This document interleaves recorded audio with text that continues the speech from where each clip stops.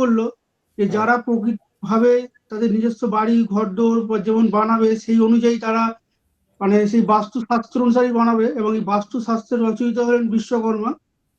এবং এই বাস্তুশাস্ত্রের মধ্যে যে বিভিন্ন রকম যে মৃত্তিকা দেখেছিলাম, কোনোটা এঁটেল মাটি, কোনোটা যে আপনার বালি মাটি, বা সেক্ষেত্রে এঁটেল মাটি বসবাসের জন্য যথেষ্ট উপযুক্ত। এবং তাছাড়া ফ্যাক্টরির জন্য একরকম, যেখানে কোনো প্রাণ লাগে না সেখানে একটু বালি মাটি, বা অফিস কর্পোরেট অফিসের জন্য সেরকম মাটি দরকার হয়। তবে কিছু তত্ত্ব ঠিক আছে, ঠিক আছে, বুঝে গেছি। চয়ন বাবু,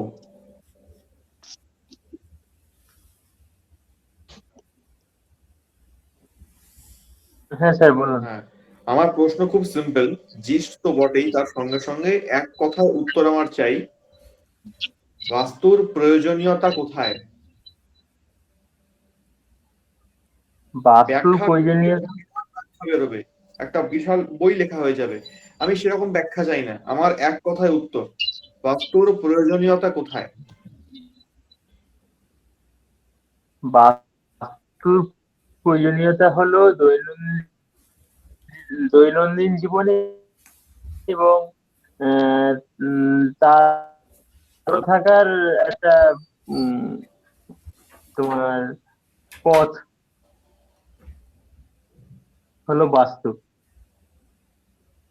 ঠিকঠাক মানে গেলেন, বাস্তু যদি ঠিক থাকে, ঠিকঠাকই গেলেন বটে, মানে লাইনটা ক্রস হয়ে গেল। অস্ত্রজিৎ, হবে?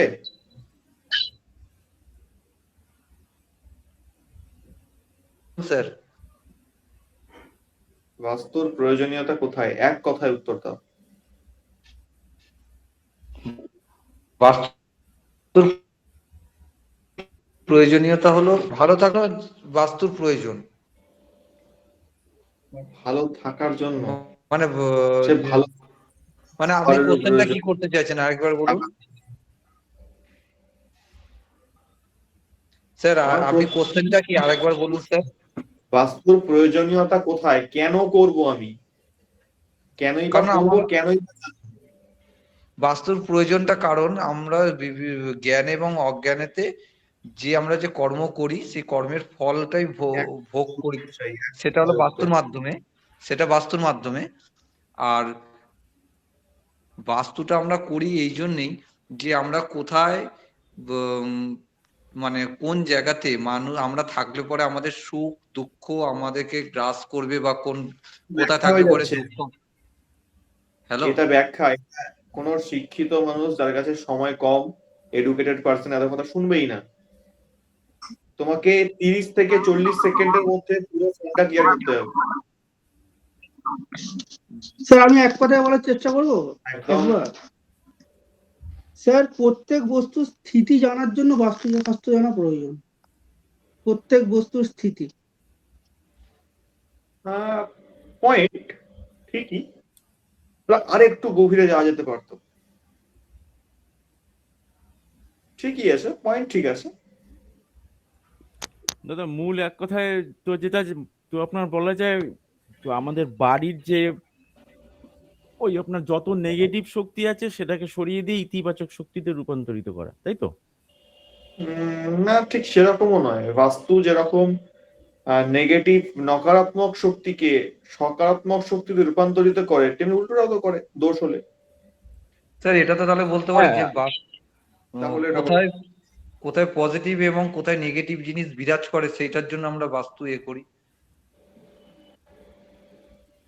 নেগেটিভ এবং পজিটিভ ঊর্জা প্রত্যেক বস্তুরই হয়, শুধু বাস্তু কেন, যে কারোরই হয়, আমারও হয়, তোমারও হয়। এটাকে ব্যালেন্স করা পজিটিভ শক্তি আর নেগেটিভ শক্তির বাস্তুর মধ্যে বা তার নিজের না, মধ্যে। ব্যালেন্স তো আমরা ক্রিয়ার মাধ্যম দিয়ে করবো, ওটা আমাদের কাজ। বাস্তু তো মাধ্যম মাত্র, ওটাও না।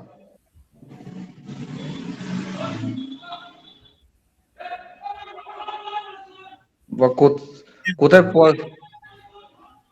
হুম, কোথায় পজিটিভ বা কোথায় নেগেটিভে কাজ করে সেটা জানার জন্য।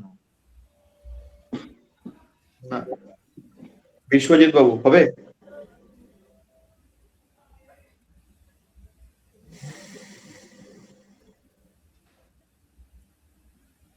বিশ্বজিৎ বাবু,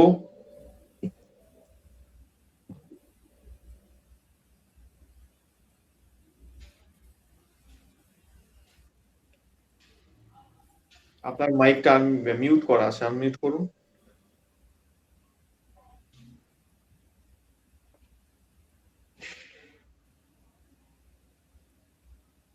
আপনাকে দেখা তো যাচ্ছে কিন্তু শোনা যাচ্ছে না।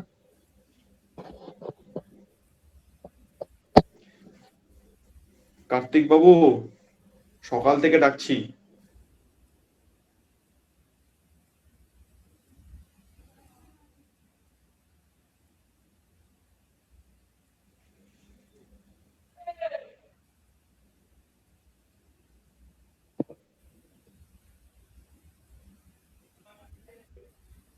মেরি,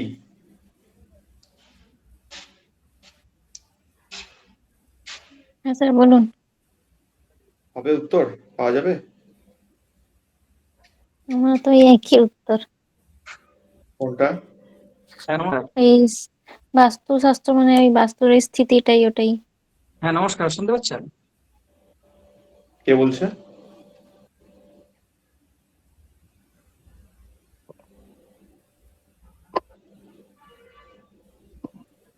কে বললো? শুনতে পেলাম, বুঝতে পারলাম না। শুনতে পেলাম, বুঝতে পারলাম না।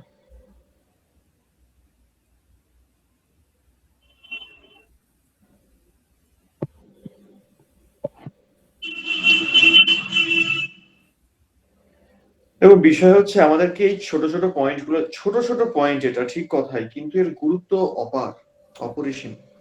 এগুলো আমাদের জানতে হবে। যদি কেউ বলে যে যে সাবজেক্টটা আমরা পড়ছি, যে বিষয়টা আমরা জানছি, সেটাকে এক কথায় প্রকাশ করি।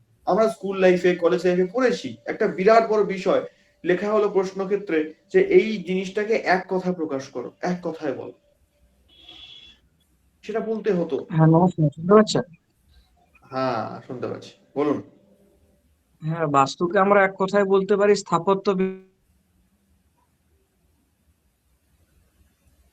সেটা বলতে পারি, কিন্তু তার ব্যাস, সমাপ্ত। প্রয়োজনীয়তা কোথায়?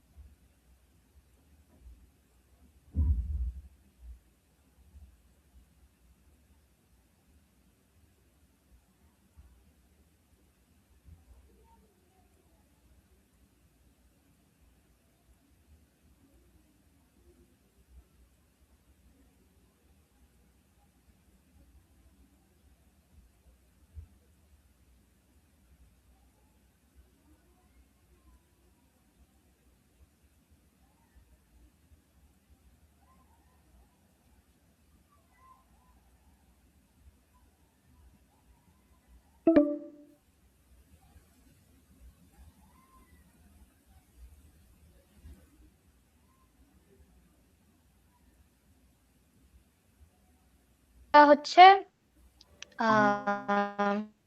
বাস্তুর মধ্যে বাস্তুর প্রয়োজনীয়তাটা লুকিয়ে রয়েছে। বাস্তু কথাটার বর্ণ বিশ্লেষণ করে যদি উল্টে দেওয়া হয় তাহলে কথাটা হবে উৎসব। আর একটা মানুষের জীবনে প্রধান প্রয়োজনীয় তিনটি বিষয় হচ্ছে সুস্থ তন, বিশুদ্ধ মন আর প্রচুর ধন। আর এই কটা থাকলেই মানুষের জীবনে সবসময় উৎসব থাকবে। আর এই উৎসবটাই যদি ঠিক মানুষের জীবনে থাকবে যদি না বাস্তুটা ঠিক থাকে। এটাই বাস্তুর প্রয়োজনীয়তা বলে আমার মনে হয়। কথাটা ঠিকই, তবে এক কথায় বলতে হতো এটাকে। পয়েন্টে আসি। এক নাম্বার হচ্ছে, সঠিকভাবে জীবনযাপন করতে গেলে অর্থের প্রয়োজন, কিন্তু অর্থ দ্বারা পুরো জীবনকে নির্বাহ করা সম্ভব নয়, প্রথম। দ্বিতীয় কি প্রয়োজন হয়? খাদ্যের প্রয়োজন হয়, কিন্তু খাদ্য দ্বারাই জীবন চলে না। খাদ্য জীবন নির্বাহের একটা পার্ট। এমন একটা সময়, এমন একটা বয়স আমাদের জীবনে আসে যখন সমস্ত খাওয়া দাওয়াই উঠে যায়। এবার আসি বস্ত্র। বস্ত্রটাও কিন্তু জীবনযাপনের একটা পার্ট মাত্র। বহু সাধু সন্ন্যাসী আছে যারা বিনা বস্ত্রেই জীবন কাটিয়ে দিচ্ছে। অতএব বস্ত্র ছাড়াও জীবন কাটানো যায়, অর্থকে ছাড়াও জীবনকে কাটানো যায়, যে কোনো প্রকার সুখের সাধনকে ছাড়া জীবন কাটানো যায়, সম্ভব। এইগুলো কি অর্থ, খাদ্য, বস্ত্র, এই সমস্ত গুলো হচ্ছে সুখের সাধন, অর্থাৎ সুখকে অ্যাট্রাক্ট করে নিয়ে আসে। ওইগুলোর ব্যবহারের মাধ্যমে আমরা সুখ প্রাপ্ত করি, ব্যাস এটুকুই ওদের কাজ। কিন্তু ওগুলো না থাকলেও জীবন চলে, বেঁচে থাকা যায়। যদি আমি শুধু বাঁচাকে মিন করি, আমি বেঁচে থাকবো, একটা পশু বেঁচে থাকে, যে কোনো প্রকারের জীব উদ্ভিদ বেঁচে থাকে, কিন্তু বাঁচতে গেলে একটা জিনিসের প্রয়োজনীয়তা খুব গুরুত্বপূর্ণ, সেটা হলো আন্তরিক শান্তির, আন্তরিক সুখের। যেই ব্যক্তি জীবনে কোনো একদিন নিজের আন্তরিক সুখ, আন্তরিক সন্তুষ্টি বা আন্তরিক শান্তিকে হারিয়ে ফেলবে, বাস্তবে সেদিনই তার মৃত্যু ঘটে যায়। বাস্তু উপকারিতা বা প্রয়োজনীয়তা এই জায়গাতেই। কারণ একটা ট্যাগলাইন আমাদের থাকে, অত অনেকে শুনেছেন বা শোনেননি, বস্তু থেকে সুখ হয় না, বাস্তু থেকেই সুখ হয়। অর্থাৎ সুখের সাধন বলতে কারা না, সুখের সাধন মানে বিভিন্ন প্রকার বস্তু যারা সুখ প্রদান করে থাকে বা সুখ প্রদানের চেষ্টা করে আমাদের মনে হয়। বাস্তবে তা হয় না। বাস্তবে যে মানসিক শান্তি, মানসিক সুখ যেটা, সেটা বাস্তু থেকেই আসে। অতএব বাস্তু প্রয়োজনীয়তা যদি এক কথায় বলতে যাই, তাহলে একটা কথাতেই আটকে যেতে হয়, মানসিক শান্তির জন্য বাস্তু করা বা মানসিক সুখের জন্য বাস্তু করা। বাস্তুর প্রয়োজনীয়তা এই জায়গায়। বস্তুর সঙ্গে বাস্তুর সম্পর্ক অবশ্যই রাখে। কেন রাখে? কারণ এক একটা বস্তুর এক একটা এনার্জি আছে, সেই এনার্জি যখন কারেক্ট এনার্জিতে পড়ে, অর্থাৎ একটা মূর্তি বা একটা ফটো আমি বাড়িতে নিয়ে এসেছি, সেই ফটোটার বা সেই মূর্তিটার এনার্জি কোথাও না কোথাও জলতত্ত্বের সঙ্গে ম্যাচ হয়। আর বাস্তুর মধ্যে জলতত্ত্ব নর্থের দিকে থাকে। যখন সেই নর্থের দিকে ছবিটা আমি লাগালাম, অর্থাৎ জলতত্ত্বের সঙ্গে জলতত্ত্বের সামঞ্জস্য ঘটলো, তখনই কিন্তু সেই পিকচারের যে এনার্জি আমাদের জীবনের সম্পূর্ণ আমরা দেখতে পাবো। বস্তুর সঙ্গে বাস্তু সম্পর্ক রাখে, কারণ বস্তুকে কাজে লাগিয়ে বাস্তু আমাদের সুখ প্রদান করে। আবার বাস্তুর একটা এক্সট্রাঅর্ডিনারি ক্ষমতাও আছে, কোনো বস্তুরই প্রয়োজন হয় না, শুধুমাত্র দিশাকে কাজে লাগিয়ে সে আমাদের মনের মধ্যে অপার সুখের সঞ্চার করতে পারে।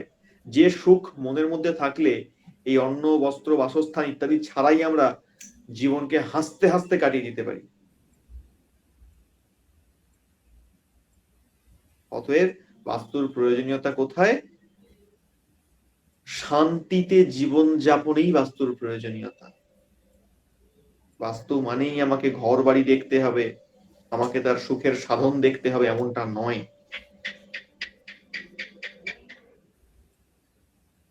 শান্তিতে বাঁচতে গেলে, সুখে বাঁচতে গেলে আমাদের বাস্তুকে লাগবে।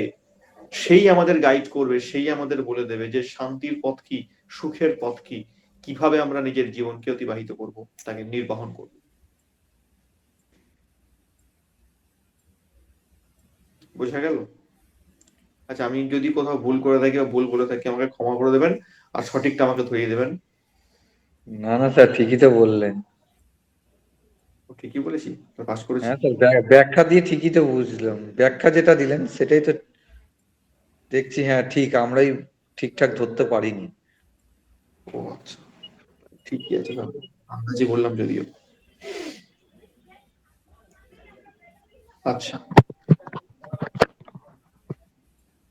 তাহলে এটা আমরা বুঝলাম। এই যে ছোট ছোট একটা পয়েন্ট থাকে অনেকগুলো, প্রচুর পয়েন্ট আছে এরকম। যেমন একটা ছোট প্রশ্ন হলো বাস্তব প্রয়োজনীয়তা কোথায়, মিটে গেল, ছোট্ট পয়েন্ট। এরকম বহু প্রশ্নের সম্মুখীন আমাদের হতে হয়। এই যে প্রশ্নগুলো আমি আজকে করছি আপনাদের, না, এই প্রশ্নগুলো আমার প্রশ্ন না, এগুলো আমাদের সমাজে বসবাসকারী সেই সমস্ত মানুষদের প্রশ্ন, উচ্চবিত্ত মানুষদের প্রশ্ন, যাদের প্রশ্নের উত্তর দিতে গিয়ে বড় বড় রিপোর্টাররা ঘেমে যায়। কেমন?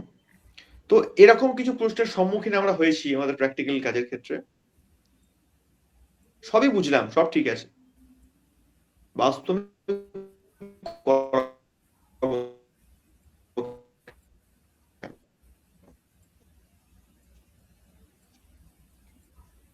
আমি তোমাদের ব্যাখ্যা পেলাম যে হ্যাঁ সুখের করাবো কেন,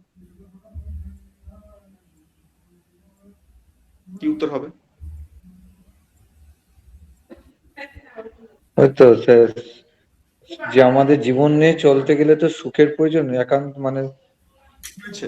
হ্যাঁ শুনেছে? এটা শুনেও সে প্রশ্ন করছে আমি করাবো কেন? তা আপনার জীবনে যদি সুখ থাকে তাহলে করানোর দরকার নেই, যদি সুখ না থাকে তাহলে আপনি করাবেন। আপনার সুখ তো শুধু হবে না, আপনার পরিবারে যারা যারা রয়েছে তাদের সাথে, তারাও তো এর সাথে জড়িত, তারাও তো এই ভিটেতে রয়েছে।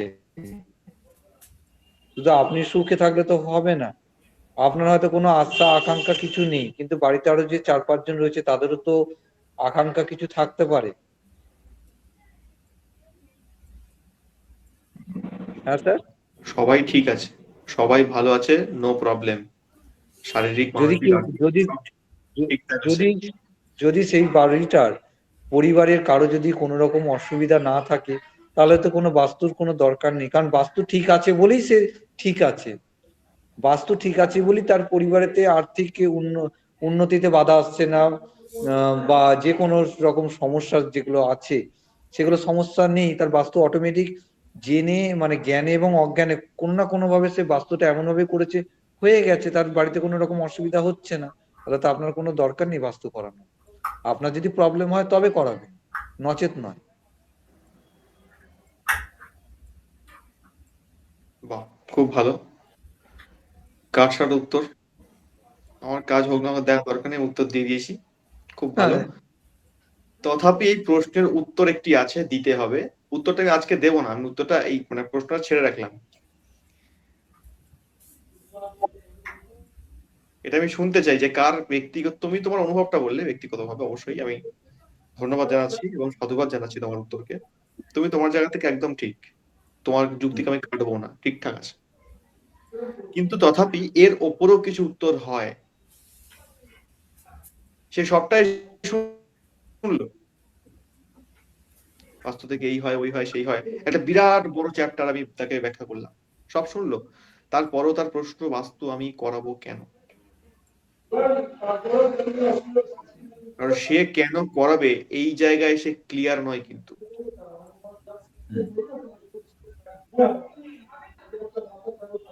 কেন সে করাবে, ভাবো, উত্তর পাবে আশা করি। এই প্রশ্নটা প্রত্যেকের জন্যই ছাড়লাম, যদি কারোর মাথায় আসে বা যদি কেউ উত্তর দিতে চান নিশ্চিন্তে বলুন। স্যার আমি একবার ট্রাই করবো স্যার। আবার না, না হয়ে গেছে, তোমার টাইম শেষ, আর না, অন্যদের টাইম শুরু।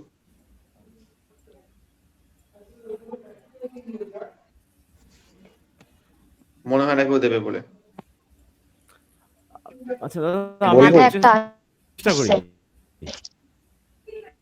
আচ্ছা, আসছে, ঠিক আছে, শুনি, আসছে।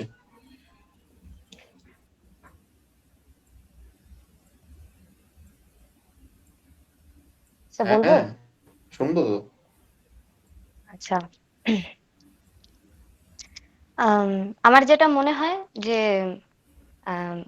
স্পেসিফিক কিছু ওই সাধু মহাপুরুষ টাইপের লোকজন ছাড়া যারা সাধারণ মানুষ রয়েছে, সাংসারিক মানুষ রয়েছে, তাদের মূলত আকাঙ্ক্ষার কোনো শেষ নেই। এবার তাদের অনেক কিছু রয়েছে, তাদের সবকিছু ঠিকঠাক রয়েছে, তবুও মানুষের আরো চাহিদা থাকে যে আরো বেটার হবে, আরো বেটার হবে, আরো উন্নতি হোক, আরো ভালো কিছু হোক। এবার সেই আরো ভালোটা কিভাবে হবে, এবার সেইটার খোঁজের জন্যই আম, মানুষ বাস্তুটা করাতে পারেন।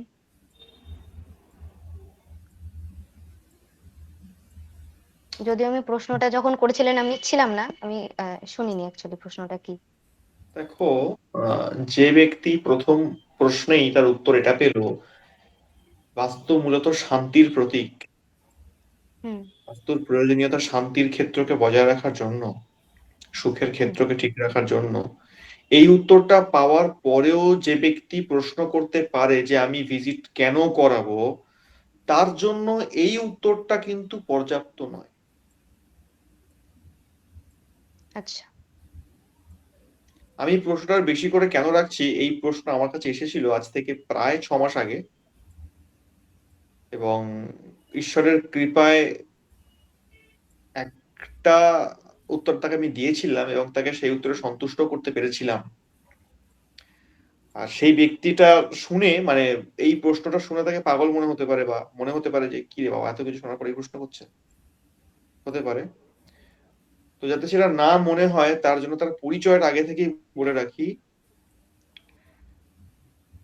বর্তমানে সে ইসরোতে কার্যরত সায়েন্টিস্ট, তখনও ছিল, এখনো আছে। বিগত 13 বছর ধরে রিসার্চ করছে। সেই ব্যক্তির দ্বারা এই প্রশ্ন আমার কাছে এসেছিল। তাহলে বোঝাই যাচ্ছে যে প্রশ্নটা নিছক কি একটা প্রশ্ন নয়, বা তাকে আমরা এরকম সাধারণ উত্তর দিয়ে সন্তুষ্ট করতে পারবো না। তাহলে আমাদের ভাবনা চিন্তাটাকেও একটুখানি উপরে অ্যাডভান্স লেভেলে তুলতে হবে, আলট্রা লেভেলে।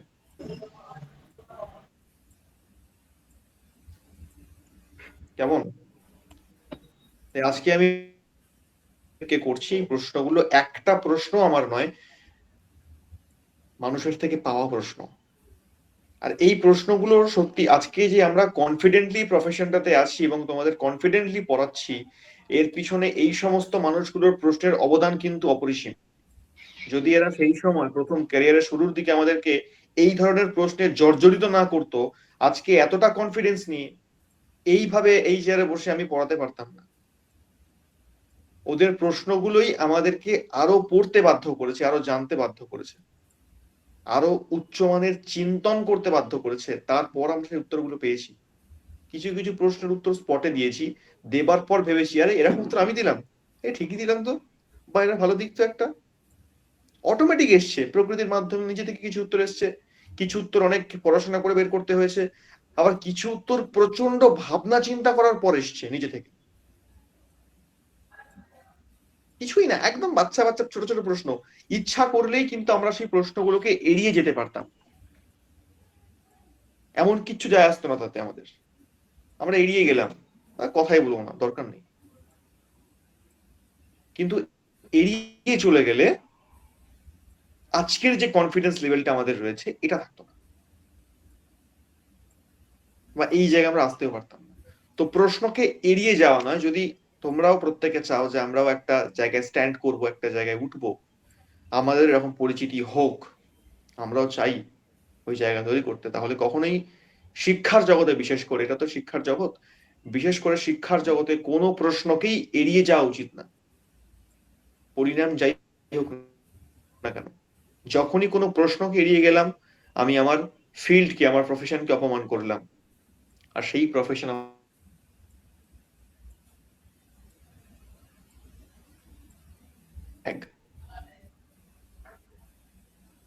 কেমন? আচ্ছা, এইবার টপিকে ঢুকি ধীরে ধীরে। অনেক গল্প গুজব হচ্ছে, বোরিং করছি নাকি? আচ্ছা স্যার, একটা কথা বলবো। মাঝখানে আমার ফোনটা কেটে গেছিল, এই যে আপনি কোশ্চেনটা করলেন তার উত্তরটা আমি কি আপনি কি বলে দিচ্ছেন, না আপনি সময় দিচ্ছেন আমাদেরকে যে ভাবার জন্য আমরা ভেবে বলবো?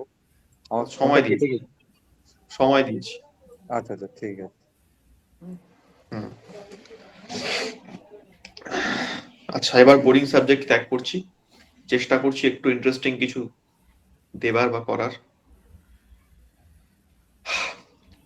তো এতদিন আমরা মোটামুটি অনেক কিছুই জেনে ফেলেছি, শিখে গেছি। এইবার কিছু কিছু জায়গা প্র্যাকটিক্যাল করলে আমরা বুঝতে পারবো, ধরতে পারবো। তো সেরকম একটা প্র্যাকটিক্যাল কেস হিস্ট্রি আজকে আমি রাখবো সবার সামনে, যে কি হয় অ্যাকচুয়ালি। মানে আজকে মেইনলি টপিকটা থাকবে এনার্জির ওপরে, যে এনার্জি কিভাবে ব্যক্তিকে প্রভাবিত করে। একটা বাস্তুর মধ্যে যদি ভুল কিছু হয়ে থাকে, বিশেষ করে সাউথ ওয়েস্ট যদি খুব প্রবলেমেটিক থাকে, তার ইফেক্ট কি হতে পারে মোটামুটি আমরা এতদিনের ক্লাসে তো জেনে গেছি, সে কিভাবে সেই বাড়িতে বসবাসকারী প্রত্যেক ব্যক্তিকে প্রভাবিত করে। আজকে আমরা এটা জানবো, যখন আমাদের মতন যারা বাস্তু কনসালটেন্ট আছে বা যারা এই রকম ফিল্ডে কাজ করে, আমরা যখন ভিজিটে যাই, আমাদের কোনোভাবে ওই নেগেটিভ এনার্জি হোক বা পজিটিভ হোক, যাই হোক না কেন, ওরা কি প্রভাবিত করতে পারে নাকি ছেড়ে দেয়? ছেড়ে কখনোই দেয় না। ঠিক যেমন ডাক্তার রোগের চিকিৎসা করে, কিন্তু কোনো ডাক্তার এমন নেই যে বিনা রোগে মারা গেছে, তাই না? তো এটা হয় না। আমরাও যে প্রফেশনে আছি এতেও রিস্ক আছে, এতেও অনেক রকম শক্তির সঙ্গে আমাদের সম্মুখীন হতে হয়। কি রকম শক্তি? না, আমরা যে শক্তিকে ব্যালেন্স করার জন্য কাজ করি, সেই এনার্জিকে, সেই শক্তিকে আমরা আমাদের খালি চোখে দেখতে পাই না, অনুভব করতে পারি। কিসের মাধ্যম দিয়ে অনুভব করতে পারি? না, আমাদের পরিস্থিতির মাধ্যম দিয়ে অনুভব করতে পারি যে এইটার জন্য এটা হচ্ছে মূল কারণ, এটার জন্য আমার জীবনে আজকে এই জিনিসটা ঘটছে। অনুভব করলাম এনার্জিকে, দেখতে পেলাম না, কিন্তু কেমন দেখতে এনার্জিটা। এবার তাকে আমরা আইডেন্টিফাই করছি কি করে? না, যেই জায়গার এনার্জি আমাদের ডিস্টার্ব করছে সেই জায়গাতে নিশ্চয়ই সেখানকার অ্যান্টি কিছু রয়েছে, ওই জায়গার অ্যান্টি এলিমেন্ট কিছু সেখানে রয়েছে, তার কারণেই কিন্তু ওই এনার্জি আমাদের ডিস্টার্ব করছে। এইবার আমরা কারা? না, আমরা হচ্ছি সেই সমস্ত খারাপ এনার্জির ডাক্তার। খুব ভালো কথা বলতে গেলে ডাক্তারের কাজ রোগের চিকিৎসা করা। এইবার অ্যাকচুয়ালি ডাক্তার বলাটাও ভুল হবে, একদিকে চিকিৎসাও ডাক্তার ঠিকই আছে, কিন্তু অন্যদিকে দেখতে গেলে আবার কোথাও না কোথাও আমরা হচ্ছি সেই পুলিশ অফিসার বলতে পারি আমরা, যে অপরাধীদের ধরতে যাচ্ছি বা তাদেরকে সংশোধনাগারে নিয়ে গিয়ে একটা নতুন এনার্জিতে কনভার্ট করতে যাচ্ছি। মেনলি এটাই আমাদের কাজ। তাহলে যাদের কাজ হচ্ছে অদৃশ্য শক্তির সঙ্গে, তাদের শত্রু কিন্তু সেই অদৃশ্য শক্তি, আবার মিত্রও বটে। যখনই কোনো সাউথ ওয়েস্টের এনার্জি, যেটা মোস্ট নেগেটিভ এনার্জি হয়, সেই এনার্জির ট্রিটমেন্ট করছি বা তাকে আমরা আইডেন্টিফাই করলাম যে এইখান থেকেই এনার্জি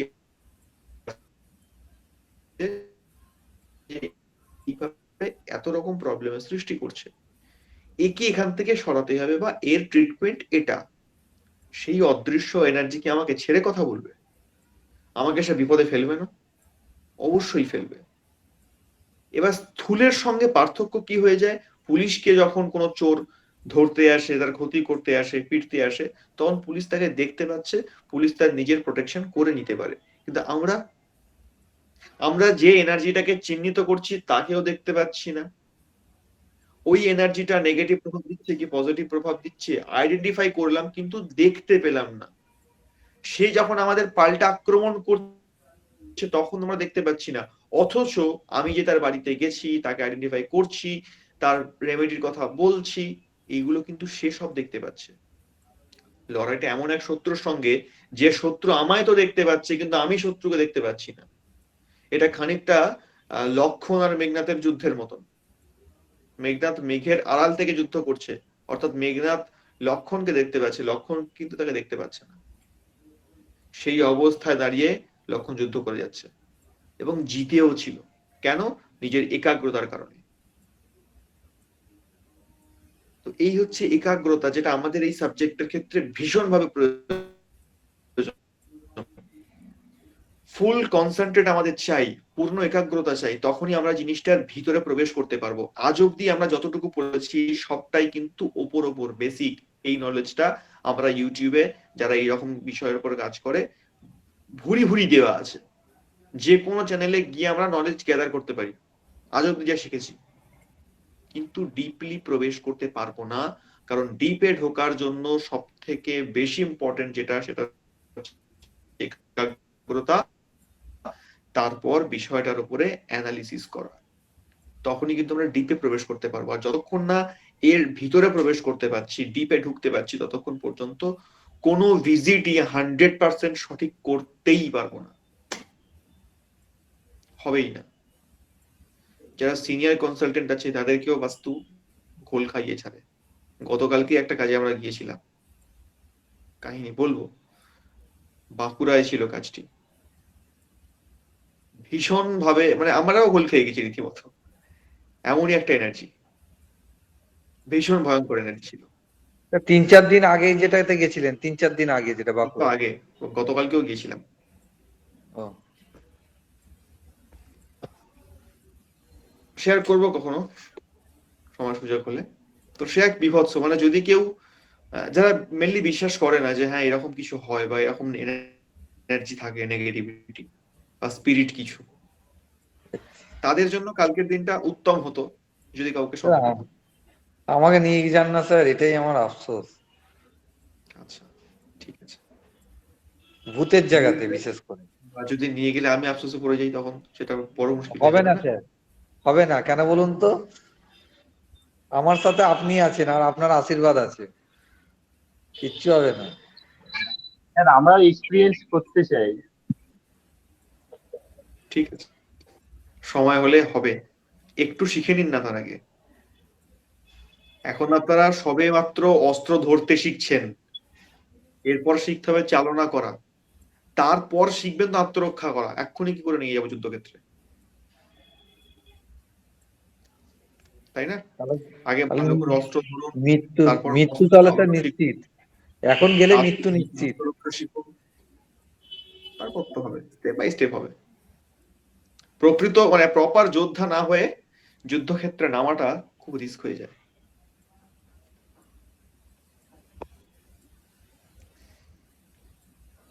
আচ্ছা একটা কথা বলুন আমাকে, এখনো পর্যন্ত যারা যারা মোটামুটি যতটুকু আমরা শিখেছি, এই জ্ঞানের উপরে বেস করে কাউকে কোনো অ্যাডভাইস দিয়েছি কি?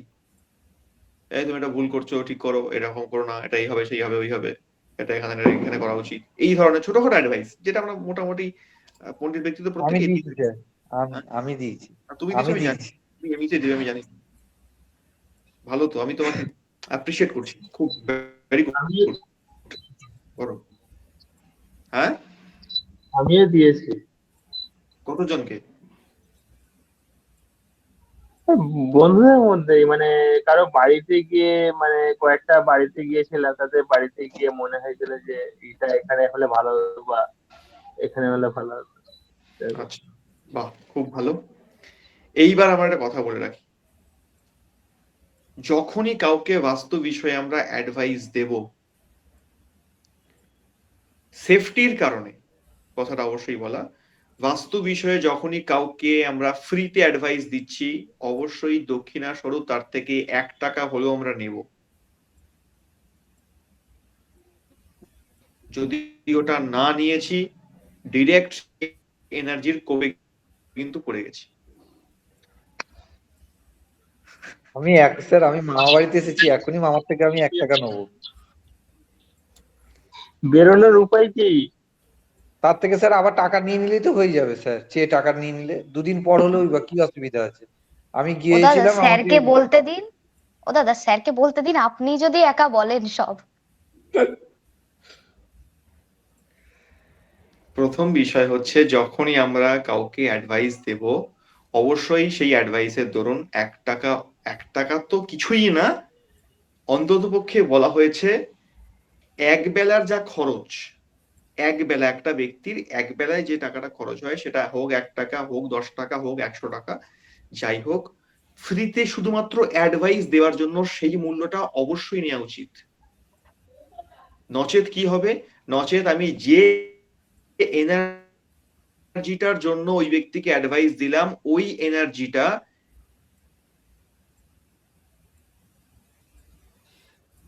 এবং তার কোপে আমি পড়বো,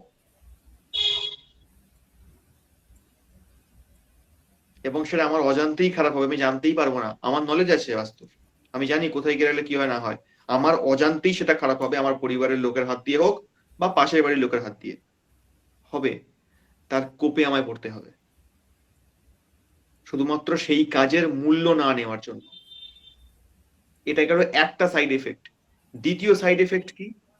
দ্বিতীয় সাইড এফেক্ট হচ্ছে, যে এনার্জিটার আমি ফ্রিতে অ্যাডভাইস দিয়ে আসলাম, কোনো অর্থ বা কোনো দক্ষিণা তার থেকে চার্জ করলাম না, ওই অ্যাডভাইসটার জন্য প্রাকৃতিক ভাবে যতটুকু মূল্য ধার্য করার কথা, যদি সেই মূল্যটা আমি না গ্রহণ করি, ওই মূল্যটা আমার পকেট থেকে যাবে খুব শিগগিরই।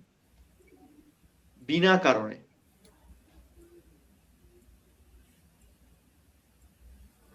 হলো, এটা গেল সেকেন্ড সাইড এফেক্ট।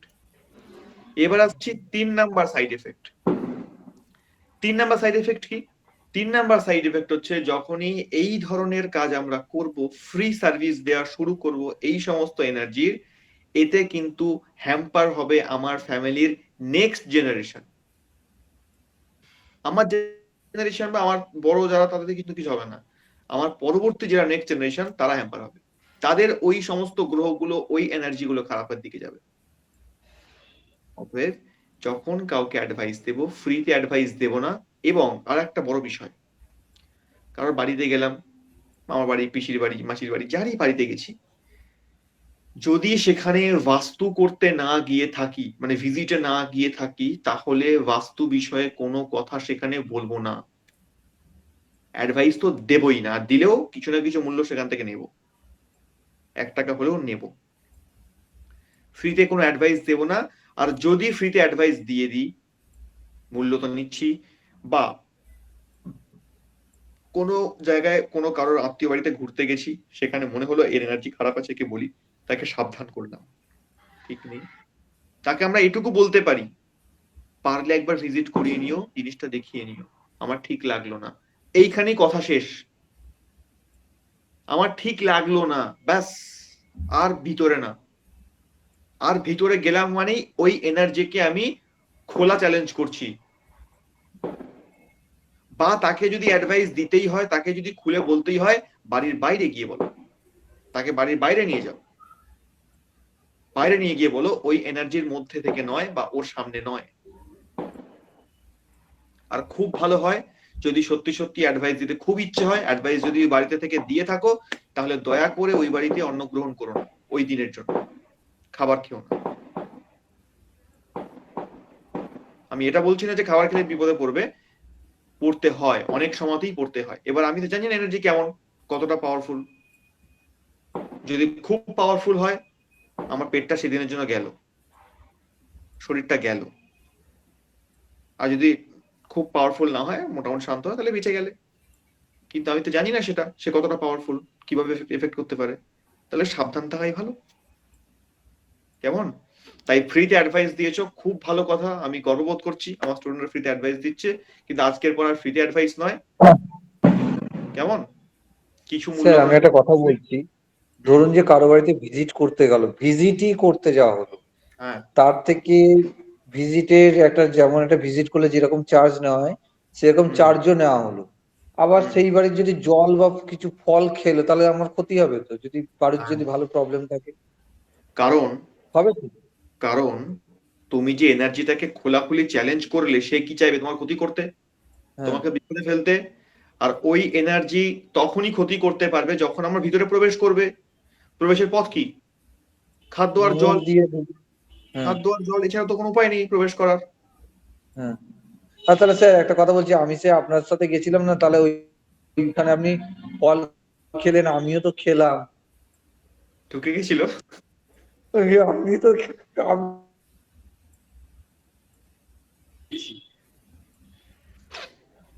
আমি সব জায়গায় গ্রহণ করি না, কেমন? আমি যেখানে গ্রহণ করি, তার মানে জানতে হবে সেখানকার এনার্জিটা বোধহয় একটু কম আছে, বা সেখানে গ্রহণ করা যায়,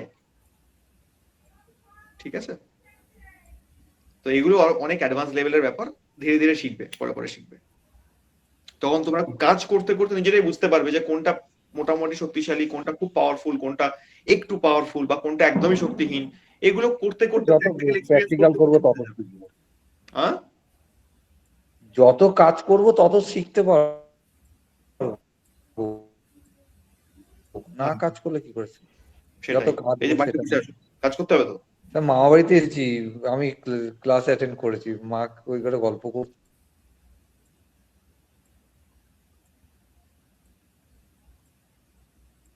ভালো স্যার পেয়েছি। আচ্ছা, এইটা গেল। তো আজকের পর থেকে আমরা শিখলাম কি? ফ্রিতে অ্যাডভাইস না, ঠিক আছে? প্রত্যেকটা কাজের দক্ষিণা থাকে, সেই দক্ষিণা অবশ্যই দিতে হয়, নচেত সেটা মূল্যহীন হয়ে যায়। এর আর একটা সাইড এফেক্ট আছে কি, যখনই বাস্তুকে ছেড়ে দিয়ে যদি অন্য কোনো বিষয়কে আমি ধরি, বা যে কোনো বিষয়ে আমি ফ্রিতে কাউকে অ্যাডভাইস দিলাম, সে সেটা পালন করলো, নিট ফল 0, ফল কিছু পাবে না সে। কেন না, যে কর্ম তাকে করতে বলা হয়েছে তার মূল্যই তো নেওয়া হয়নি। মূল্যহীন যে কোনো কাজ বৃথা হয়, কোনো কাজে লাগে না। এজন্য আমাদের সনাতন ধর্মে এক সময় গুরুকুল প্রথা ছিল, সেই সময় বিদ্যাকে নিয়ে ব্যবসা করা হতো না, বা বিদ্যা ব্যবসার জিনিস নয়। তাই বিদ্যার জন্য কোন রকম শুল্ক ফিক্সড থাকতো না, নির্ধারিত থাকতো না। গুরু তার শিষ্যকে বহু বছর ধরে শিক্ষাদান করলো, শিষ্যকে যোগ্য করে তুললো, তারপর গিয়ে সেই শিক্ষার মান রাখতে গুরুকে একটা গুরু দক্ষিণা দেয়া হতো। সেটা কত, সেটা গুরু নির্ধারণ করতো যে আমার এই শিক্ষা যেটা তোমায় দিয়েছি এর গুরু দক্ষিণা কত হতে পারে। আর সেই পূর্ণ দক্ষিণাটাই গুরুকে দিতে হতো, তাকে চোকাতে হতো, নচেত সেই বিদ্যাটা নিষ্ফল হয়ে যেত। শুধু বিদ্যা কেন, যে কোনো ক্রিয়া। রাজা হরিশ্চন্দ্র রাজা থেকে ভিখিরি হয়ে গিয়েছিল, শেষকালে চাকরি করতো ডোমের, শ্মশানে মরা পোড়াতো। রাজা হরিশ্চন্দ্র ভিখিরি হয়ে গিয়ে রাজ্য প্রাসাদ থেকে শুরু করে অর্থ ধন সবকিছু হারিয়ে ফেললো, নিজের ছেলেকে বিক্রি করে দিল, নিজের পত্নীকে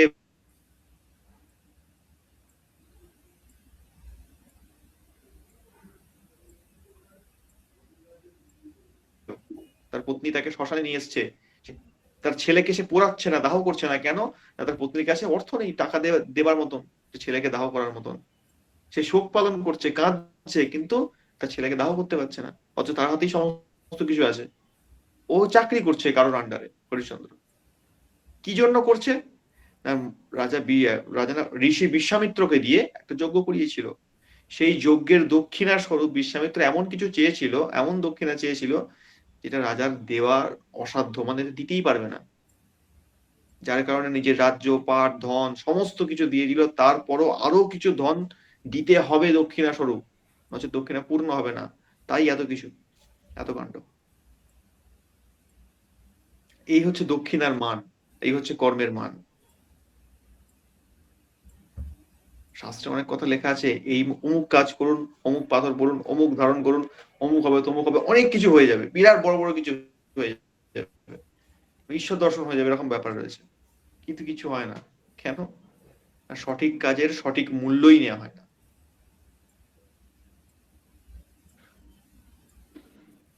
স্যার একটা ছোট্ট কথা বলছি, এই যে রাজরাজাদের আমলে যেগুলো হয়েছে, এই যে রামায়ণ বলুন, এই সমস্ত, এগুলো তো তাহলে বাস্তুর তো নিশ্চয়ই নিশ্চয়ই কোনো প্রকট আছে, বাস্তুর জন্যই তো। যতই তারা ভগবানের বিভিন্ন, আমি বলছি ভগবানের বিভিন্ন রূপ হয়ে তারা যতই মর্তে আসুক না কেন, কিন্তু এর সাথে কি বাস্তুর কোনো মানে যোগ আছে? এটা তো প্রশ্নের জায়গায় থাকে না, আছে তো অবশ্যই। আমি তো বাস্তুর রাম যে বনবাস গেল, কৃষ্ণকে বারবার টানি। কৃষ্ণ সব থেকে বড় উদাহরণ,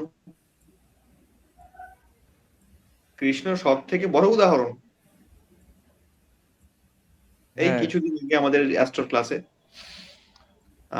আমি না বলেই দুটো চার্ট গ্রুপে দিয়েছিলাম, একটা রামচন্দ্রের চার্ট, একটা শ্রীকৃষ্ণের চার্ট। তো রামচন্দ্রের চার্টটা সবাই দেখে বললো হ্যাঁ ঠিকঠাক আছে, অসুবিধা নেই, ভালো লোক, অসুবিধা নেই, চলবে ভালো, ঠিকঠাক।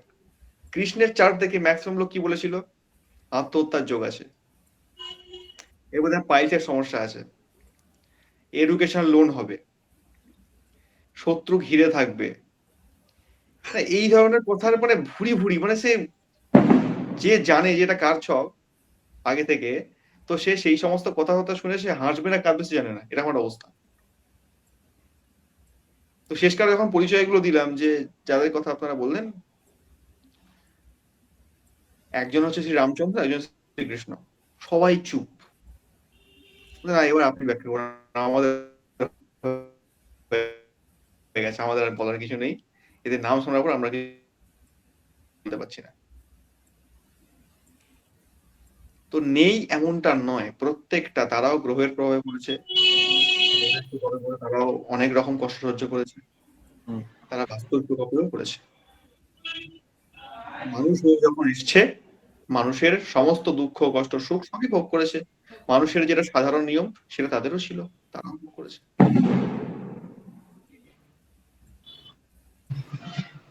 কেমন? হ্যাঁ,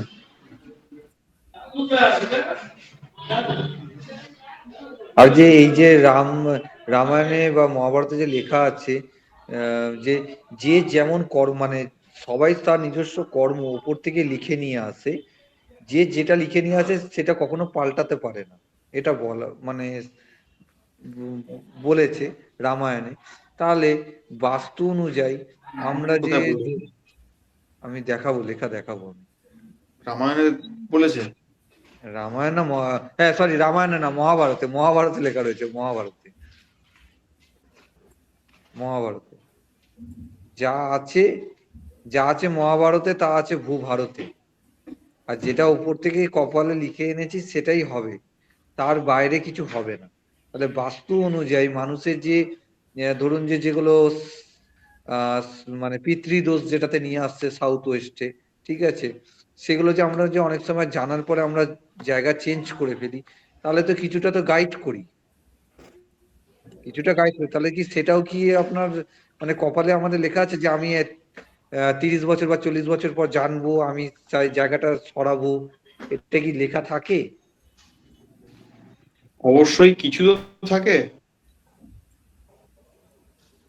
সব তো আর লেখা সম্ভব না, বিশাল লেখা হয়ে যাবে, এত মানুষ কোটি কোটি, তো সম্ভব নয়। ব্যাপার হচ্ছে শক্তি কাজ করে, কে শক্তি কাজ করে, এটা একটা সিস্টেম। কেমন, কিরকম সিস্টেম দেখবে, আমরা কোনো সফটওয়্যার চালাই, সেই সফটওয়্যারটা আগে থেকেই কিন্তু রেডি করা, তাই না? আগে থেকেই অনেক ফিচার্স তার মধ্যে দেওয়া আছে, প্রত্যেকটা ফিচার্সে অ্যান্টিও কিছু কিছু রয়েছে, যে বেশি ইউজ করলে এটা খারাপ হয়ে যেতে পারে, এটাই হবে সেই হবে সেই হবে এটা হবে, এখন করা আছে। খুব ভালো উদাহরণ দিতে গেলে আইফোন, আইফোনের মেকানিজমটাই এমন, ওর মধ্যেই সমস্ত কিছু দেওয়া আছে। এমনকি যদি তোমার ভিতরে কিছু খারাপ বা গন্ডগোল হয়ে যায়, তুমি ওদের কাস্টমার কেয়ার বা ওদের যে থাকে সেখানে ফোন করলে ওরা সেখান থেকেই এটাকে ঠিক করে দিতে পারে, এরকম মেকানিজম রয়েছে। তো আমাদের বডি পার্টস বা আমাদের চিন্তা ভাবনা, আমাদের যে এই জিনিসটা সবটাই কিন্তু এই আইফোনের মতোই মেকানিজম করা। আমাদের কর্ম ওই সফটওয়্যারের মতোই আগে থেকে সব রেডি করা আছে, এই ব্যক্তি যাবে, এইগুলো করবে, ব্যাস এই হচ্ছে এর কাজ, ঠিক আছে? এইবার আইফোনের সফটওয়্যার খারাপ হয় নাকি? খারাপ হয় তো। হ্যাঁ হয়। আচ্ছা, এটা কি আগে থেকে লেখা থাকে যে অমুক দিনে অমুক সময় এই সফটওয়্যারটা খারাপ হবে, আর অমুক দিন ওই ব্যক্তি এখানে ফোন করবে, আমরা এখান থেকে এই সুইচটা মেরে সফটওয়্যার ঠিক করে দেবো? না থাকে না। না, আমাদের জীবনটা ঠিক এরকম, আমাদের চলার পথে কিছুটা বাইরে। পরিস্থিতি আসলো, আমরা ভীষণ বিপদে পড়ে গেলাম, আগে থেকে লেখা ছিল না, খুব সমস্যায় পড়ে গেলাম, ছিল না, কি করতে হবে না, ওই সময় আমাদের কিছু কিছু কাজ থাকে, কিছু প্রতিকার থাকে, সেই সময় অনুযায়ী সেটা আমাদের করতে হবে। সেটা করলে কি হবে না, ওই কাস্টমার কেয়ার এসএমএস চলে গেল যে এই সফটওয়্যারটা এখন গন্ডগোল করছে, ডিস্টার্ব করছে, তাই এই কলটা এসছে, এখানে ঠিক করে দাও, সার্ভিস দাও, মিটে গেল। ঠিক এরকমই সমস্ত কিছু লেখা থাকে না। আবার দেখবে যেরকম ফোনের ব্যাটারির ক্ষেত্রে বলা হয় যে এই ফোনের ব্যাটারির লাইফ হচ্ছে 1 বছর, 1 বছরের পর থেকে এর চার্জিং এর ব্যাপারটা অনেকটা ডাউনের দিকে আসবে। যদি 100% চার্জ দিলে এখন 1 দিন থাকে, 1 বছর পর থেকে হাফ দিন থাকবে, ঠিক আছে?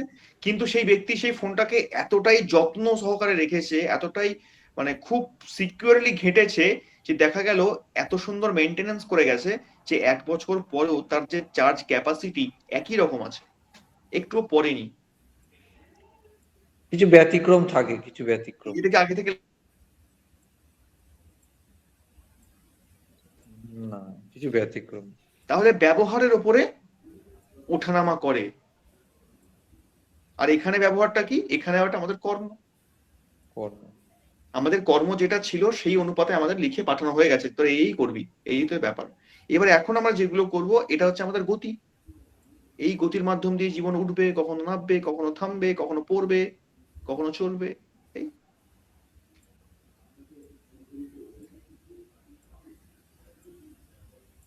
আচ্ছা স্যার, আরেকটা কথা ছিল, একটা অন্য কথা, এই যে সাউথ ওয়েস্টে সাউথ ওয়েস্ট হলো আপনার পৃথিবী তত্ত্ব, এটা হলো বন্ডিং এর জায়গা, এখানে হলুদ পৃথিবী তত্ত্ব তাহলে বন্ডিং এর জায়গা, মায়ার জায়গা, তো এটা হলুদ রং করতে হবে।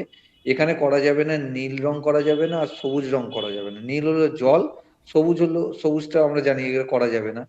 ধরুন যে হলুদ তো করতে পারবো, নীল আর সবুজ ধরুন যে আমি হলুদ, ধরুন যে আমি আমার বাড়ির ক্ষেত্রেই বলছি, ধরুন যে অনেক হলুদ রঙেতে অনেক পোকা আছে, আমি কি মনে করতে পারি যে হলুদ রঙের বদলে অন্য কোনো রং করব?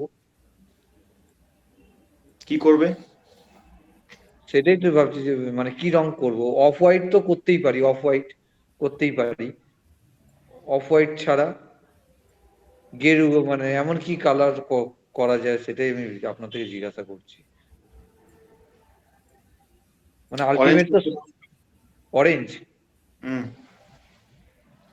অরেঞ্জ কালার, কিন্তু অরেঞ্জ অরেঞ্জ অরেঞ্জ কমলা লেবুর যে ওটা তো সে আগুনেরই কালার কাছাকাছি বলতে গেলে, গোলাপি তো, পৃথিবীকে সৃষ্টি করে কে? গোলাপি? মানে অরেঞ্জ কালার তো, অরেঞ্জ পিঙ্ক, অরেঞ্জ মানে ওই হলো কাছাকাছি, মানে ওই হলো আগুনেরই, অরেঞ্জ একই হলো, ওই হলো। মানে আমি সেটাই ভাবছি যে আপনি তো আমার নিচে, আপনি আমার বাড়িতে এসে যে প্রথম যে ঘরটাতে বসেছিলেন, ঠিক ওই আছে, ঘরে যে, তোমার ভিজিটের কথা ক্লাসে না, পরে হবে। ঠিক আছে এটা বাদ দিন তাহলে, ছেড়ে দিন, আমার টপিক বাদ দিন, পরে বলবো। আচ্ছা, তো আজকে আপনাদের ড্রয়িং ক্লাস ছিল, ড্রয়িং ক্লাসটা আমি নষ্ট করে দিলাম এসে, গল্প গুজব করে 1 ঘন্টা সময় খেয়ে নিয়েছি অলরেডি। এবার যা যা পড়েছি নতুন টপিক আমি পড়াবো না, কিছু বলেইছিলাম প্রথমে। তো যাদের যাদের কোনো প্রশ্ন যদি থাকে আজকে আমাকে করার মতন, যদি মনে হয় আমি যোগ্য উত্তর দিতে পারি হয়তো, তাহলে করতে পারেন এই শেষ কিছুক্ষণ সময়।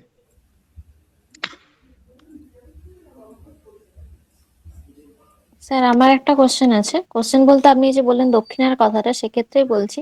ধরুন আপনি যেগুলো শেখান, আমি ধরুন হাজবেন্ডের সঙ্গে অনেক সময় আলোচনা করি, জানো আজকে স্যার এটা বলেছেন, এটা করলে এরকম হয়, সেক্ষেত্রে কি কিছু করার আছে? আমি কি দরকার নেই নিজের তো? বাড়িতে আলোচনা করছি, মানে চর্চা করছি? হ্যাঁ, নিজের বাড়িতে বলতে আমি তো এখানে থাকি, ওর সোনারপুরে ওখানে গিয়ে তখন হয়তো বললাম। না না, ওটা কোনো ব্যাপার না, ওটা নিজেরই লোকের বাবা, ওটা, নিজেরই বাড়ি, হ্যাঁ, তো ওটা নিয়ে কোনো ব্যাপার না, আচ্ছা আচ্ছা, আচ্ছা ঠিক আছে। বলে ভালো হতো। আর না মানে এরকম কি আলোচনা কি করা যেতে পারে কখনো, মানে খুব যেমন আমরা করে থাকি নর্মালি? আজকে হয়তো মা জিজ্ঞেস করলো কি শিখলি, বললাম জানো এদিকে এটা থাকলে এটা হয়, ওটা থাকলে এরকম, যেমন আমরা নর্মাল বলে থাকি, এটা কি বলা যেতে বাড়িতে পারে তো নাকি এগুলো না? আমি শিখছি, হুম, ব্যাপারটা দুটোর মধ্যে পার্থক্য আছে। আমি কাউকে অ্যাডভাইস দিচ্ছি মানে ব্যাপারটা আমি জানি, আমার ফুল নলেজ আছে, আমি সেই আচ্ছা এনার্জিকে ওপেন চ্যালেঞ্জ করছি। আচ্ছা কেমন? আচ্ছা, আর হুম বাড়িতে যখন আমি কাউকে বলছি মানে আলোচনা করছি, আজকে আমি এটা শিখলাম, এটা জানলাম, হুম হুম আমি কিন্তু হুম তখন হুম, এনার্জিকে চ্যালেঞ্জ করছি না রীতিমতো। আচ্ছা বুঝেছি, ঠিক আছে। দুটোর পার্থক্য আছে। আর স্যার আরেকটা কথা, আপনি তো বেসিক আইডিয়া গুলো আমাদের সবাইকেই দিয়ে দিয়েছেন। ধরুন যে আমাদের চলাকালীন অনেক সময় দেখা যায় যে আপনি যে মানে অনেক তো জায়গা ভিজিট করতে যান, সাউথ ওয়েস্ট বলুন বা নর্থ বলুন, কিছু কিছু মানে ব্যতিক্রম থাকে না, যে এগুলো আসতে পারে, ওগুলো যদি একটু আলোচনা করতে করেন আমার কথা খুব ভালো হয়। মানে যেগুলো ধরুন যে কথাই বলছি, আপনি যেমন বললেন যে বলছিলেন যে আগের দিনকে, যদি কোনো কিছু ধরুন যে আমাদের সাকসেস হতে, কারো ডাক্তার, কেউ ডাক্তার হবে বা ভালো প্লেয়ার হবে, সে যদি নিজের একটা ভালো ছবি যদি সে পশ্চিম দিক করে যদি ঝুলিয়ে রেখে দিতে পারে, আহ তার একটা হওয়ার চান্স থাকে, সেটা এই টাইপের জিনিস যেগুলো আমাদের বেসিক নলেজের বাইরে, এগুলো সেই রকম কিছু যদি গাইড করেন খুব ভালো হয়। এই প্রথম না আমার সব ওপর দিয়ে চলে গেল, কিছু বুঝলামই না আমি।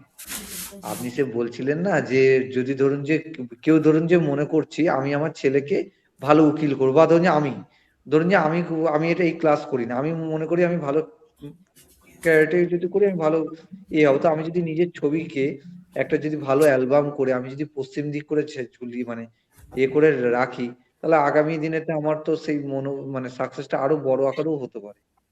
হুম আমি যেটা বলছি, হুম। আপনি বলছিলেন না এরকম টাইপের, এটা যেমন আপনি ধরুন যে 16টা দিকের সম্বন্ধে যে পড়িয়েছিলেন প্রথমে, 16টা দিকের মধ্যে এটা প্রথমে আপনার অ্যাডভাইসের মধ্যে ছিল না, কিন্তু তারপরে আপনি নিজে থেকেই বলেছেন, এই রকম টাইপের জিনিস আমি বলছি।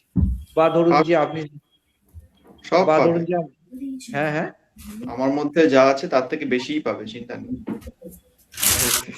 আবার স্যার ধরুন যে যেমন ঈশান কোণ যেমন আমাদের খুব পজিটিভ এনার্জি, কিন্তু আমরা যেহেতু সংসার করছি বলে আমাদের আকাঙ্ক্ষা উচ্চ মানের, আমরা তো মনি ঋষি টাইপের নয়, তাই আমরা যদি ঈশান কোণে যদি মন্দির করি তাহলে কি সেটা আরো বেশি হবে, না আমরা যদি পশ্চিম দিকে ঠাকুর রেখে পূর্ব দিকে মুখ করি, মানে ঠাকুরের মুখটা পূর্ব দিকে হবে, সেটা ভালো হবে?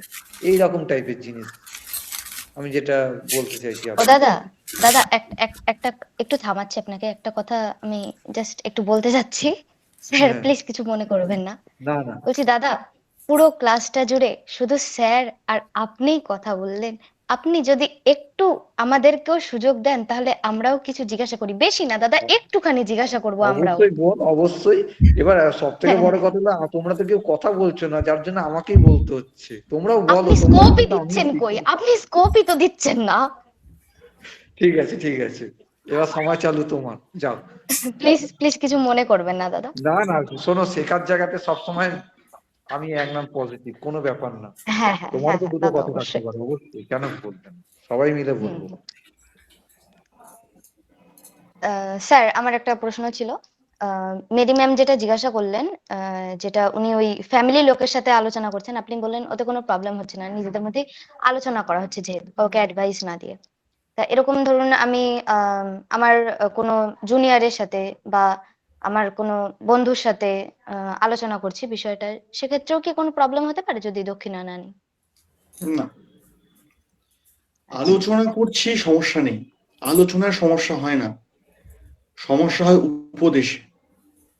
আচ্ছা আমি অ্যাডভাইস দিচ্ছি মানে কাউকে উপদেশ দিচ্ছি না, এটা করো না, এটা করো, আচ্ছা। মানে রীতিমতো তার পথটা চেঞ্জ করার চেষ্টা করছি। উপদেশ মানে কি? ব্যক্তির পথকে চেঞ্জ করে দেওয়া। হুম। তখন আমি কিন্তু সেই এনার্জিকে চ্যালেঞ্জ করলাম, ডিরেক্ট চ্যালেঞ্জ করলাম।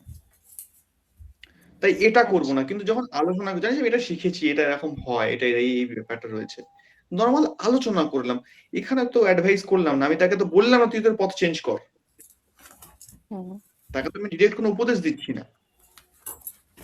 হুম। আর স্যার আরেকটা কোশ্চেন, আপনি যেটা বললেন না, সরাসরি একদম টু দা পয়েন্ট, যেটা ওই যারা ওই উচ্চ পদস্থ ব্যক্তিরা রয়েছেন তাদের কাছে যখন বাস্তু ভিজিটের জন্য যদি কখনো সুযোগ হয় যাওয়ার, সেক্ষেত্রে তারা যদি জিজ্ঞাসা করেন যে কি কারণে করাবো বাস্তু, আমার তো সব ঠিকই আছে, তো ওটা টু দা পয়েন্ট অ্যান্সার তো আপনিও বললেন না স্যার। না, ওটা তো ছেড়ে রাখলাম, দেখি না কার আসে কতটা, এটা তো কোথাও লেখা নেই। এটা আমি যেটা বলবো সেটা আমার মস্তিষ্কের শুধু, আমি যেটা ভেবে পেয়েছি, চিন্তন করে পেয়েছি, আমি সেটাই বলবো। এবার আমি এটা দেখতে চাই যে কার মাথা থেকে কি, হয়তো দেখা গেলো যে আপনাদের কারোর থেকে এমন উত্তর বেরোলো যে আমার থেকে ওপরে, বা আমার ভাবনার লেভেলের থেকে উপরে বেরোলো, এটা তো হতে পারে। স্যার কিন্তু এই উত্তরটা, সমস্যাটা হয়ে যাবে কি, আমি যদি উত্তরটা এখন দিয়ে দিই আপনাদের ভাবনা চিন্তা এখানেই শেষ হয়ে গেল, এই উত্তর পেয়ে গেছি, আর ভাববোই না, আচ্ছা মস্তিষ্কে বিকাশ হবে না, তাহলে ভাবি না একটু, কি সমস্যা? ঠিক আছে স্যার, থ্যাংক ইউ। এই উত্তরটা কি নেক্সট ক্লাসে জানতে চাইবেন, না এখন দিয়ে দেবো? একটা আছে আমার উত্তর কাছে। পেয়ে গেছো? হ্যাঁ, একটু বের করেছি। আচ্ছা বলো দেখি। ধরুন আপনি যে কথাটা বলছিলেন, যে একজন ভালো জ্ঞানী লোক আমাদেরকে জিজ্ঞাসা করছে আমি কেন বাস্তু করাবো। দেখা গেল মানুষটার কিছু বছর হয়েছে, হয়তো তার অন্য জায়গাতে পোস্টিং ছিল চাকরি করতে, এখন সে এক- এখন এক জায়গাতে এসে সে একটা ভালো জমি কিনেছে, করে বাড়ি করেছে, 5-7 বছর হয়ে গেছে। প্রথম বিষয় হচ্ছে সেই ব্যক্তির পরিস্থিতি কেমন আমার কনসার্ন নয়, সে কি করে এসছে আমার জানার প্রয়োজন নেই। আমি বলছি না সেগুলো কারণ নয়, আমি সেটা বলছি না, আমার তার কথাটা স্যার। প্রশ্ন যেটা করেছে সে, আমি উত্তরটা দেব এক কথায়, আর আমার কাছে টাইম কত, 15 10 থেকে 20 সেকেন্ড ম্যাক্সিমাম, এর বেশি নয়, এখানে আমার উত্তর শেষ করতে হবে। তাহলে তো এক কথা মিটে যাবে যে আহ, একটা নেগেটিভ জিনিস আপনি যে যেটা বলছেন কেন বাস্তু করাবেন, একটা নেগেটিভ জিনিস সবকিছু মানে একটা প্রকট, মানে একটা প্রভাব ফেলতে লাগে মিনিমাম একটু বছর, 4-5 বছর লাগে। তা আপনার সময় এখন, আপনি এখন এখানে এসেছেন পরবর্তীকালে তো আপনার তো প্রবলেম হতেই পারে। আজ আপনি ভালো রয়েছেন, কালকে তো ভালো নাই থাকতে পারেন। আপনি 25 তো সেকেন্ড হয়ে এক হ্যাঁ 26 হলো, 27 সেকেন্ড, 28, হ্যাঁ 29। এইরকম এইভাবে করলে হয় না। এইভাবে এটা একদম অন্যায়, ঘোর অন্যায়। বাস্তু দেবতা আপনাকে ক্ষমা করবে না, এইটা আপনি যা করলেন এখন। উত্তর হবে এক কথায়। ঠিক আছে, এর পরের ক্লাস আমি দিচ্ছি উত্তর। স্যার আমি একটা বলবো। হুম, আমার মনে হয় এক কথায় প্রয়োজনীয়তা কি বলতে গেলে এটা আমার মনে হয় আপনি মানে আমি বলতে পারি যে আপনার ভবিষ্যৎ প্রজন্মের জন্য।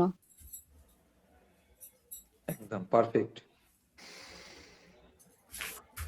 কারণ কর্মফলই তো নির্ধারণ করে, মানে আমি এখন যা কর্ম করব আমার ভবিষ্যতে ছেলে মেয়েরা যেই থাকবে তারাই সেই ফলটা পাবে বাস্তুর মাধ্যমেই।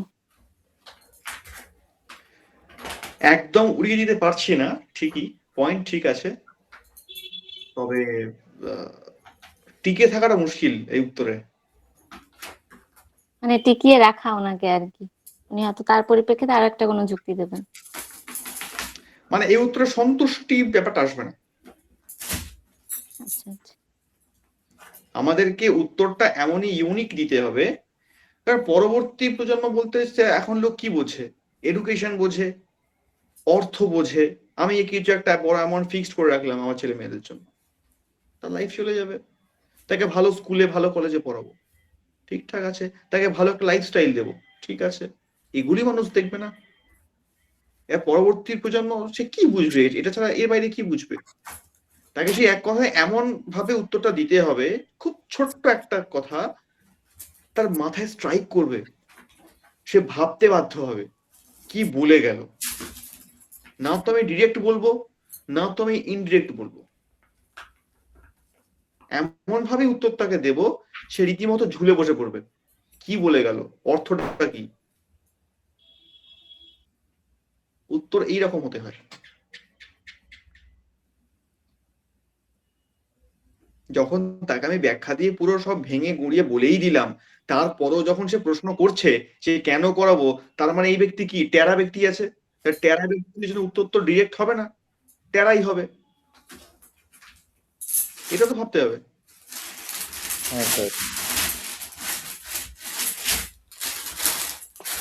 স্যার যদি বলি মহাজাগতিক শক্তি ও বিজ্ঞানকে কাজে লাগানোর জন্য বাবারে, বাস্তুকর্ম।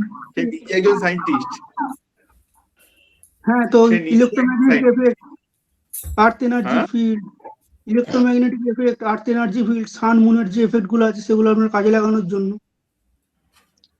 তার শক্তিটাকে কাজে লাগানোর জন্য পজিটিভ ভাবে। খুব সহজ ভাবে যদি আমি এই সান ম্যাগনেটিক ফিল্ড বা আর্থ ম্যাগনেটিক ফিল্ডটাকে বলি, সে আমাকে বিজ্ঞানের ইয়া বড় বড় যুক্তি এমন দেবে না, আমি নিজেই হোল খেয়ে যাব। কারণ তার রিসার্চ এই বিষয় নিয়ে, ইসরোতে কাজ করছে, মানে স্পেস সায়েন্স নিয়ে তার পড়াশোনা, সে রকেট লঞ্চ করছে, তাই না? তো তার থেকে ভালো ওই এনার্জি ফিল্ডকে কে বুঝবে? স্যার আচ্ছা। আমার একটা জিনিস মাথায় আসছে, বলবো কি? হুম, ওই ব্যক্তিকে যেহেতু আমি প্রথমে বলেই রেখেছি যে আমি বাস্তুর দ্বারা আমার শান্তিটা আসছে, সে কারণে এই বিষয়টাই আমি আবার তাকে একটু নতুন করে বলতে পারি। বাস্তু ইজ দা স্পেয়ার কি অফ পিস অফ মাইন্ড, এটাই যেটা। এবার সেই কারণে সেই জিনিসটাকে ঠিক রাখার জন্য আপনার প্রচুর কিছু থাকতেই পারে, তো আপনার মনে শান্তি নেই, আপনি প্রচুর কাজ করছেন, আপনার দিন শেষে আপনি যে ঘরে ফিরছেন, বাস্তুতে ফিরছেন, তো সেখানটায় এসে আপনার শান্তির প্রয়োজন হবে। এবার প্রথম এই বিষয়, শান্তিটা আমি থামাচ্ছি একটু এখানে। হুম হুম সব থেকে বেশি পরিমাণে মানসিক শান্তি আসে মেডিটেশন করলে। এটা কিন্তু প্রুভেন, মানে একদম পতঞ্জলি যোগশাস্ত্রে পুরো উল্লেখ করে দেওয়া রয়েছে প্রমাণ সহ। ধ্যান ধারণার মাধ্যম দিয়ে ব্যক্তি নিজের মনকে অত্যন্ত সুখান্বিত করতে পারে, বাইরের কোনো এনার্জি ছাড়াই। কারণ মুনি ঋষিরা যারা থাকতো, এইখানে আবার প্রশ্ন এরকম আসবে, মুনি ঋষিরা যখন থাকতো তখন তারা বনে জঙ্গলে ঘুরে বেড়াতো, গাছের নিচে, পাহাড়ের ওপরে, নদীর পাড়ে, কখনো সমুদ্রের নিচে, কখনো নদীর নিচে, এই রকম জায়গায় দিন কাটাতো, রাত কাটাতো। তাদের মনে তো শান্তির অভাব ছিল না। আর বাস্তু বলতে তাদের দেখা যায় গোটা পৃথিবী বাস্তু। তাদের না আছে ঘর, না আছে বাড়ি, না আছে মাথার উপরে ছাদ, কিছুই নেই। তারা শান্তিতে তো দিন কাটিয়েছে, এবং তার সঙ্গে সঙ্গে এমন এমন সূত্র, এমন এমন জ্ঞান দিয়ে গেছে যার উপরে আজকে আমাদের রিসার্চ করতে হচ্ছে। আমরা এখনো সেই জিনিসের খেই খুঁজে পাচ্ছি না। আর আপনি বলছেন বাস্তু থেকে শান্তি চলে আসবে। তারা তো পরম শান্তিকে অনুভব করে গেছে যোগের মাধ্যম দিয়ে। তাহলে এটা বলুন যে শান্তি আসে যোগ করে, যোগের মাধ্যমে শান্তি আসে, বাস্তুর কথা বলছেন কেন? কারণ মানুষ তো এখন যোগ অধিকাংশ মানুষ করছেই না।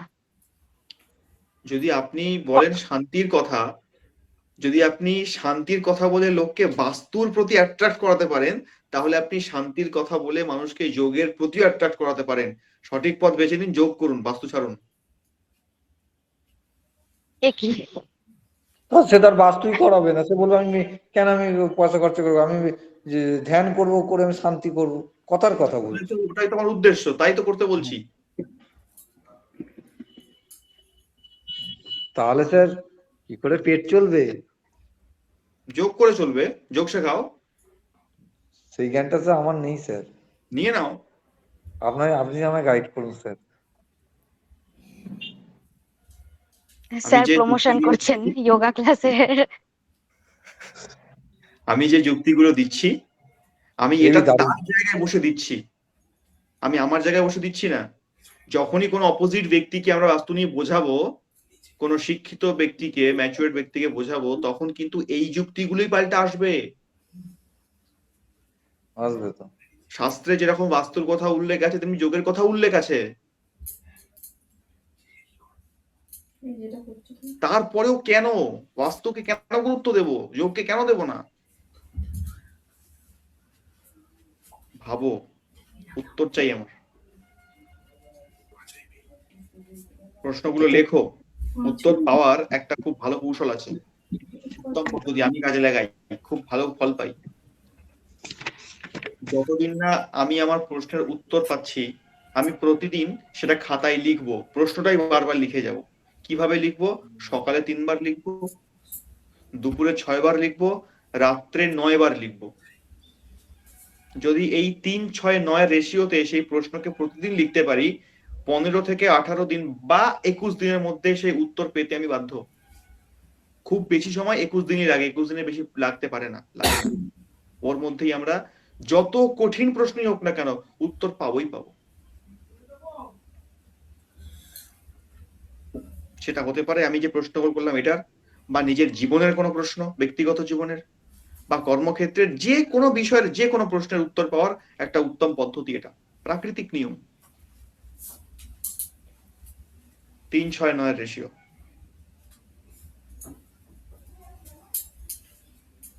তিন ছয় স্যার কতবার করলে রেশিওটা একবার বলুন স্যার। 3 সব 9, 6 করে দিলে। না না স্যার, আমি স্যার কোশ্চেনটা লিখছিলাম স্যার, একবার বলুন না স্যার। বললাম তো এক্ষুনি, বলুন না, একবার বলুন না। এই তো বলছি সব 9, 6 করে দিলে। ও সব 9 6, সব 9 স্যার, আপনি 3 বার 9 আর 6 পেয়েছি, আর একটা সংখ্যাও আছে। বলুন বলুন স্যার, বলুন কি না। লিখেছো, কি লিখেছো? ওই তো যোগাসন করলে পরে শান্তি পাবো, তবু কেন আমরা যোগাসনের উপরে ফোকাস না করে বাস্তুতে কেন ফোকাস করব? কেন বাস্তুতে, অ্যাকচুয়ালি বাস্তুতে তো আমরা করি শান্তির জন্য, তা যোগাসন করলেও তো আমরা শান্তি পাই, তাহলে যোগাসন না করে আমরা কেন বাস্তুর উপরে ফোকাসটা করি? তোমার প্রশ্ন তোমার কাছে ক্লিয়ার? হ্যাঁ, কি প্রশ্ন বলো তো? যে আমি তো যোগাসন করলে পরে একটা মনের তো শান্তি হয়। এক কথায় বলো, অত অত ঘুরিয়ে পেয়েছি না, এক কথায় প্রশ্ন করো। যোগাসন ছাড়া কেন বাস্তুতে নজর, মানে নজর দেবো? আচ্ছা, তোমার প্রশ্ন এটা, ঠিক আছে, আমি তাই বলছি, অসুবিধা নেই। হ্যাঁ, এবার বলো। এইখানে যে যে আপনি বললেন না উত্তর পাওয়ার কৌশল, যে দিনে দুপুরে রাতে করে এতবার করে লিখলে 21 দিনের মাথায় আমি কোশ্চেনের উত্তর পেয়ে যাব। ওই রেশিওটা দিনে কতবার, কখন 3 বার, কখন 6 বার, কখন মানে কি কি রেশিও গুলো ওটাই বললেন তো? ওটা ওই তো মর্নিং, মর্নিং, নুন আর ইভিনিং, এই তো। হ্যাঁ, 9 আর 6 না, 6 9। 3-6 নয়। স্যার ঠিক আছে, বলো। স্যার আরেকটা জিনিস মাথায় ক্লিক করলো, আপনি বাস্তু পুরুষে যেটা বন্দনাটা করান না, ওইটা থেকে এই জিনিসটা মাথায় আসলো। আচ্ছা, হ্যাঁ। ওটায় বলা হয়েছে যে সর্বে বাস্তু ময়া দেব সর্বম বাস্তু ময়ম জগৎ পৃথিবী ধরস্তু বিজ্ঞেয় বাস্তুদেবা নমস্তুতে। তাহলে পৃথিবী ধরস্তু বিজ্ঞেয় মানে পৃথিবীটাকে ধারণই করে রয়েছেন বাস্তু পুরুষ। অর্থাৎ এক কথায় আমরা এটা বলতে পারি যে পৃথিবীর ভিতটাই হচ্ছেন বাস্তু পুরুষ। এবার পৃথিবীর ভিত মানে আমার বাড়িরও ভিত, পৃথিবীর মধ্যে আমার জীবনও পড়ে, আমিও পড়ছি পৃথিবীর মধ্যে, আমার জীবনেরও ভিত বাস্তু পুরুষ, সেটাকে উনি বহন করছেন। এবার আমার জীবনের ভিতটা আমি যতই ওয়েল সেটেলড পার্সন হই না কেন, আমার জীবনের ভিতটাকেও শক্ত করে রাখতে গেলে পারে, ধরে রাখতে গেলে পারে বাস্তুর প্রয়োজনীয়তা মানে খুবই প্রয়োজন বাস্তু। আর এই কারণেই বাস্তুটাকে ঠিক রাখা প্রয়োজন। এটা কি হয়েছে? প্রচেষ্টা উত্তম হবে, চেষ্টা করে যাও, হয়ে যাবে। আচ্ছা, ট্র্যাক লাইনটা ঠিকঠাকই আছে, কিন্তু চলে গেছে অনেকটা গভীরে, একটু উপরে উঠতে হবে। ঠিক আছে, ভাবিতে থাকি 9-6 পদ্ধতিতে। একদম ঠিক আছে। 9:30 বাজে, অনেকেরই খিদে পেয়ে গেছে। আর এই ক্লাসকে আমি দীর্ঘায়িত করবো না, যদিও আজকে ক্লাসটা খুবই বোরিং করেছি। তাহলে এখানে শেষ করা যাক। শুভরাত্রি স্যার, সবাইকে জানাই শুভরাত্রি। নেক্সট ক্লাসে, মানে নেক্সট উইকে যে ক্লাসটি হবে, সেই ক্লাসে আমাকে সহ্য করতে হবে না কাউকে, ড্রয়িং ক্লাসটাই হবে, যেটা বাকি থাকলো, পেন্ডিং থাকলো। ঠিক আছে, তারপরে আবার আমাকে আসতে হচ্ছে, সহ্য করতে হবে। আরো বড় বড় লেকচার দেবো, জ্ঞান দেবো। কেমন? শুভরাত্রি স্যার, শুভরাত্রি সকলকে। শুভরাত্রি। শুভরাত্রি। গুড